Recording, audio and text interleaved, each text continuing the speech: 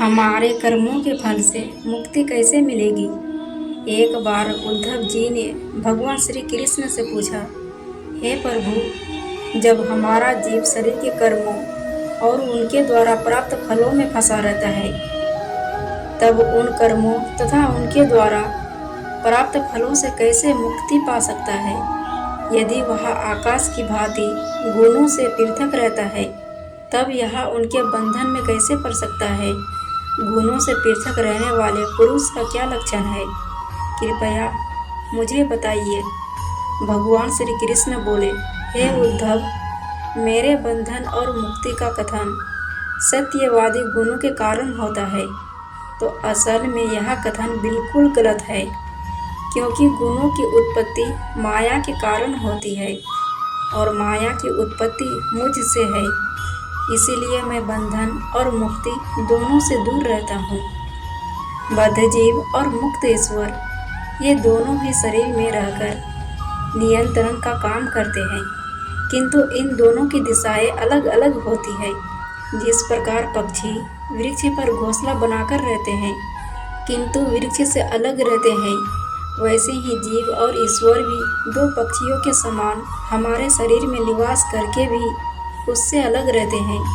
इन पक्षियों में इतना अंतर है कि बंधा हुआ जीव विषय को भोगता है और मुक्त ईश्वर विषय भोगों से दूर रहकर ज्ञान शक्तियों से अधिक बलवान हो जाता है। वह जो भी विषय भोगों को भोगता है, वह न अपने आप को जानता है, ना ही दूसरे को, और जो अलग रहता है वह बद्ध को भी और अपने आप को भी जानता है। इसलिए विद्यामय हमेशा मुक्त और अविद्यामय बद्ध रहता है। जैसे बांझ गाय की व्यभिचारिणी पत्नी पराधीन शरीर की अनुचित रीति रिवाजों से दान किए गए धन की, गुणों का गान न करने वाली वाणी की जो रक्षा करता है, उसको सर्वदा दुख ही मिलता है। पुरुष को चाहिए कि वह द्वैत बुद्धि का त्याग कर मुझ में मन लगाकर कर्मों का त्याग कर दे। अपने मन का विरोध ना कर सके तो कर्मों को मेरे अर्पण करके फल की इच्छा को त्याग दे। जो मनुष्य मेरे भागवत कथाओं को गाता, सुनता और मनन करता है, वह अपने कल्याण का पथ पा लेता है।